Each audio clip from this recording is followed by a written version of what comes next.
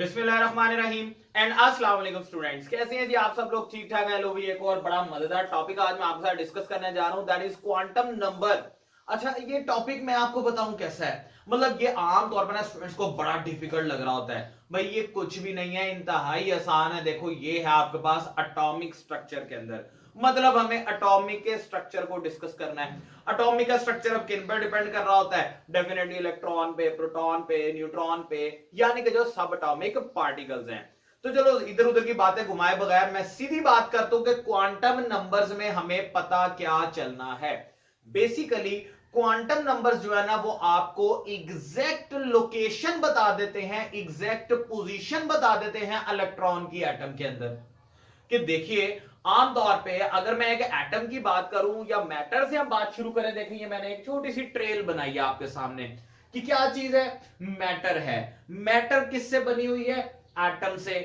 अब इन एटम्स के अंदर इलेक्ट्रॉन कहां हो सकता है? देखिए एटम के अंदर होते हैं स्टूडेंट्स शेल्स, शेल्स के अंदर क्या होते हैं? सब शेल्स, सब शेल्स में क्या होंगे? ऑर्बिटल्स, ऑर्बिटल्स में इलेक्ट्रॉन की कोई ना कोई स्पिनिंग मोशन होगी।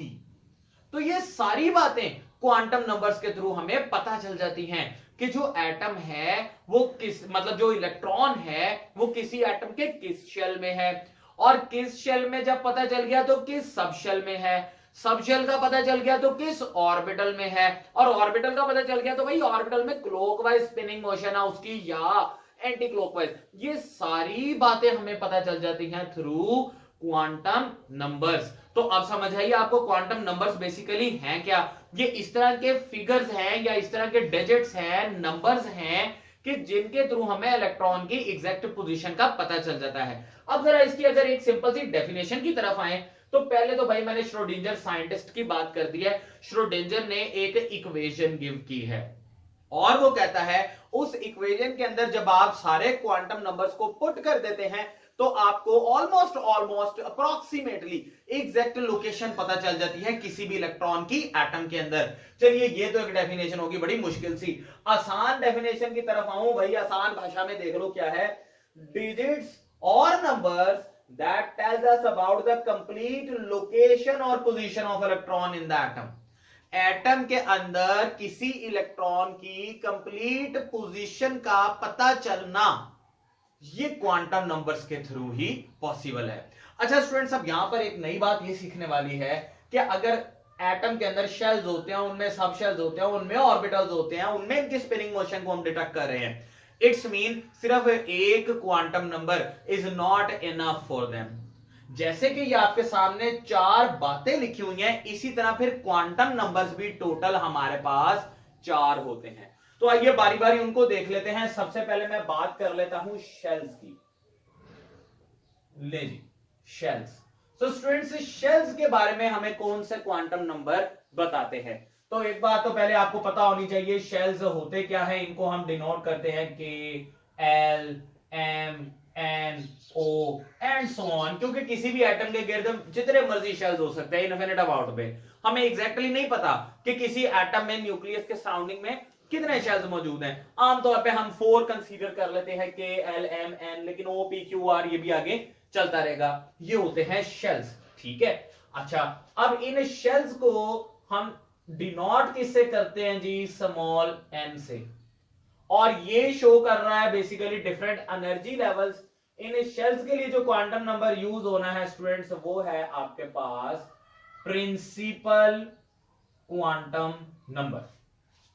प्रिंसिपल क्वांटम नंबर के थ्रू हम ये एनर्जी लेवल्स, ये शेल्स का पता लगा लेते हैं। मतलब अगर n की वैल्यू 1 है तो इसका मतलब हम पहले शेल की बात कर रहे हैं। n की वैल्यू अगर 2 है तो इसका मतलब हम दूसरे शेल की बात कर रहे हैं। 1 का मतलब k शेल, 2 का मतलब l शेल, 3 का मतलब m शेल। चलिए इसको साथ ही ड्रॉ भी कर लेते हैं, मजीद अच्छे तरीके से समझ आ जाएगा कि अगर ये है न्यूक्लियस, तो स्टूडेंट्स न्यूक्लियस के सराउंडिंग में ये रहा पहला शेल, दूसरा शेल, तीसरा शेल। अगर मैं यूं बात करता हूं तो देखिए ये पहले शेल में n इज इक्वल टू 1, यानी कि मैं बात कर रहा हूं k शेल की। इसी तरह अगर n की वैल्यू 2 हो जाती है तो l शेल, और अगर n की वैल्यू 3 हो जाती है तो m shell and so on. तो यूं ये हमारे पास बेसिकली शेल्स होते हैं। प्रिंसिपल क्वांटम नंबर का मतलब ये है। इसको डिटेल में भी मैं आपके साथ डिस्कस करूंगा नेक्स्ट वीडियो में। शेल्स के बाद दूसरी कहानी आती है अब सब शेल्स की। स्टूडेंट्स को पता नहीं होता शेल्स और सब शेल्स में क्या डिफरेंस है या ऑर्बिटल्स क्या होते हैं। तो अब आते हैं सब शेल्स की तरफ। सब शेल्स मजीद छोटे छोटे एनर्जी लेवल है किसमें, इन बड़े एनर्जी लेवल्स में, ठीक है। या आप इसको यूं कंसीडर कर सकते हैं जैसे कोई एक घर है, उसमें डिफरेंट रूम्स होते हैं, तो वो घर एक कंप्लीट शेल है और उस घर के अंदर जो डिफरेंट रूम्स हैं वो हमारे पास सब शेल्स हैं। इसी तरह आप देखिए, तो ये सब शेल्स की जब मैं बात करूंगा, सब शेल्स है हमारे पास s p d f e and so on. तो ये भी जितने मर्जी हो सकते हैं, लेकिन अभी तक जो डिस्कवर्ड है वो 4 है, एस पी डी और एफ। इससे आगे के सब शेल्स का अभी हमें मालूम नहीं है। तो स्टूडेंट्स ये सब शेल्स होते हैं और सब शेल्स को हमने डिनोट किससे करना है। सब शेल्स के बारे में जो क्वांटम नंबर है वो कौन सा यूज होता है, वो है हमारे पास azimuthal quantum number. Azimuthal quantum number basically tells us about subshells जो शेल्स के अंदर मौजूद हैं। और एजीम्यूथल क्वांटम नंबर को हम डिनोट किससे करते हैं, तो वो है स्टूडेंट्स स्मॉल एल। यानी कि अब आप देखिए, मैं इसको थोड़ा सा इंटर रिलेट कर रहा हूं आपस में कि जो के शेल है, पहला शेल, इसमें एक ही सब शेल होता है जिसको हम एस सब शेल कहेंगे। अगर मैं दूसरे शेल की बात करता हूं when n is equal to 2, तो इसके लिए अब दो सब शेल्स होते हैं, दो n की वैल्यूज, l की वैल्यूज होंगी s एंड p। और इसी तरह तीसरे की बात करूं तो s p एंड d। तो ये होते हैं सब शेल्स जो के शेल्स के अंदर मौजूद हैं। ऑलराइट, अच्छा अब नेक्स्ट देखते हैं, सब शेल्स के बाद हम बात करेंगे स्टूडेंट्स ऑर्बिटल्स की।